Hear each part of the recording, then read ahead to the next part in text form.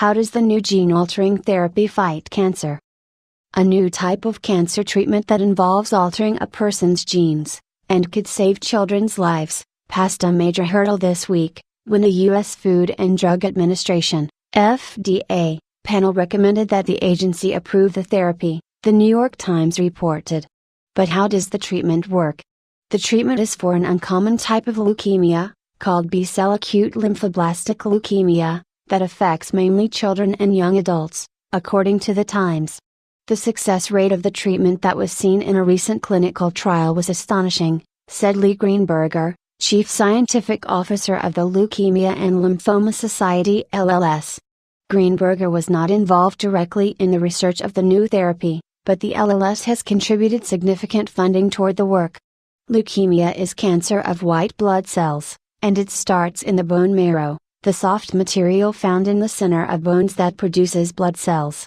11 surprising facts about the immune system. Simply put, the new treatment works by rewiring a person's own immune cells to fight cancer. To do this, doctors first remove millions of the immune cells, called T cells, from a patient's blood, Greenberger told Live Science. Normally, T cells help destroy infected or cancerous cells. These T cells are sent to a lab to be purified, and then are genetically engineered, Greenberger said. Scientists mix the cells with a virus that works as a vector to insert a bit of genetic material into the cell's DNA.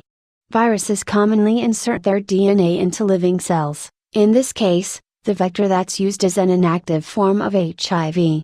After 15 to 25 days, during which the cells have started to produce the new protein that is encoded by the DNA, as well as grow and multiply, the gene-altered T cells are infused back into the patient. It's basically a one-time therapy, Greenberger said. The genetic material that the virus inserted into the T cells makes the cells do two things when they are put back into the patient's body, Greenberger said. First, the T cells produce an antibody that sits on the cell's surface, he said. This antibody enables the T cells to recognize the cancer cells. Also, the new genetic material activates the T cells so that, when they arrive at the tumor cells, they not only recognize them but also latch on and destroy them. 10 do's and don'ts to reduce your risk of cancer. Once in the body, these hunt and destroy T cells multiply, so the patient ends up with an army of them in the blood, Greenberger said. The entire process of the T cells killing the cancer cells lasts a couple of weeks, Greenberger said. But when the treatment is working, it can cause some serious side effects, he noted. The side effects include a condition called cytokine release syndrome, which can cause fevers, and another condition called neurotoxicity, which can cause symptoms such as disorientation and an inability to speak. These side effects start as the T cells begin to kill the tumor cells. And when the tumor cells are depleted, the symptoms calm down, Greenberger said. During the entire process, however, the patient stays in the hospital and is monitored very carefully. In some cases, patients need intensive care. In addition, some normal, non-cancerous cells also carry the protein that the T cells are engineered to recognize. That means that the T cells will also kill these healthy B cells. But people will survive without those B cells, Greenberger said.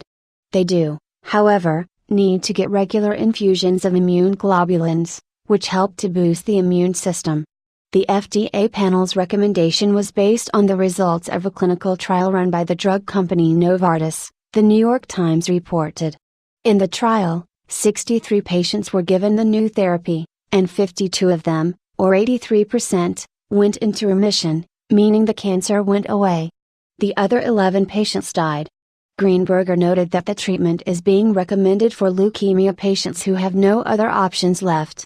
And based on the results of the research, it works, he said. The FDA panel recommended that it be approved specifically for patients whose cancer has not responded to other treatments or whose cancer returned after treatment.